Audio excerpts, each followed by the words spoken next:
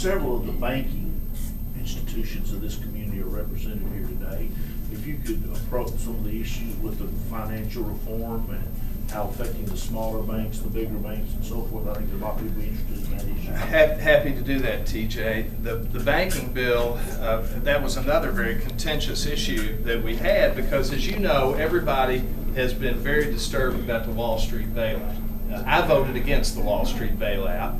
I really feel very comfortable with that vote. But I did believe at the time that something needed to be done. But that wasn't the right thing to do. What we needed to do, in my opinion, was we needed to very carefully bring those companies through some kind of bankruptcy process, a very carefully done bankruptcy process that didn't upset the whole banking system. I felt that was the right approach. And for whatever reason, the folks in Washington, and this was a bipartisan effort. There were a lot of Republicans and a lot of Democrats who believed that bailing out the banks was the right approach. I didn't agree with them. But I do know that many of the people that I represent, I feel like most of the people that I represent were very disturbed about the whole notion, you can understand why, the whole notion that people could cause the kind of economic dislocation that they caused in this country through what I believe was their greed, and ultimately be rewarded for it instead of penalized for it. That was the feeling that I had about it, and it was the feeling that I think most people in the United States had about it, and I'm confident most people in this district felt that way about it. So what the Congress did, after all of that was done, the Congress decided that they were going to do a reform, a banking reform, with the notion that they were going to do something about this whole too big to fail situation and this whole bailout of these banks so it would never happen again. There's only one way, in my opinion, to get that done, and that's to pare these banks down to size. That's what I felt needed to happen. I think there's 6 banks in the country that control something like 63% of the nation's GDP. Now, don't hold me to that figure, but it's some big figure like that. It's a huge slice of the nation's GDP.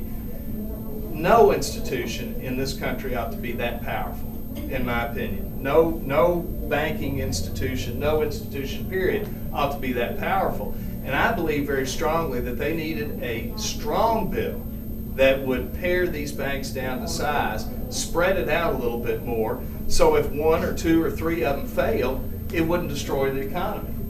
They could just go ahead and fail, and that would be their problem, not the problem of all of the taxpayers.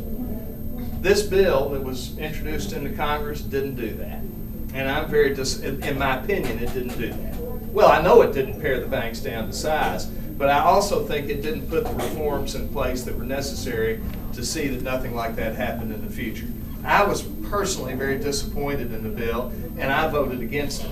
And that's one of the reasons. They didn't hold those big banks as accountable as they should have. But the other thing that concerned me was that they also put more regulations on our local community banks, the banks that were not the cause of this economic meltdown. And I was very much against that too. So voting against it, I felt, was the right vote for the people that I represent. Now, we're going to have to continue to monitor it to make sure that whatever regulations they put in place are not too onerous on our community banks. I know that there's a great fear in the community banking community here in Central Kentucky, and I think all over the country, that they're going to receive a lot of requirements placed on them that are going to be quite onerous, and hopefully we can keep that from happening. Going to work hard to keep it from happening anyway. Congressman? Yes, sir. You spoke of Afghanistan and Iraq. One of these days, hopefully sooner rather than later, we will exit those countries. We will have a tremendous number of young women and young men and some older folks who come back to this country and are in need of hospital, rehab, psychological rehab. And I know you are very much aware of that effort, but if you would just briefly tell us about the changes that have taken place and what we may have seen 3 years ago, 4 years ago, relative to poor veteran attention through the Veterans Administration and where we're going. Well, thank you, Harry. This Congress, and in the last 3 or 4 years, I think, we have put more resources than at any time in our nation's history in the effort to take care of our veterans, with the concern, and I'm not sure it's going to be enough. I'm not at all certain that it's going to be enough. It's something that we should all be deeply concerned about, because these are men and women, as we know, who have sacrificed for our country. They've given everything that they have, including in many situations their lives, for our country. And I don't know that there's any duty that we as citizens have that's greater than taking care of those folks when they come home. I can't think of anything that I think is more important. Our veterans, again, they have sacrificed so much. So we have put more resources into that in the last few years, into trying to get better care, more people being able to access the system, who have helped us in their work overseas, than we ever have before. But you're right, I'm afraid we're going to be flooded when everybody comes back.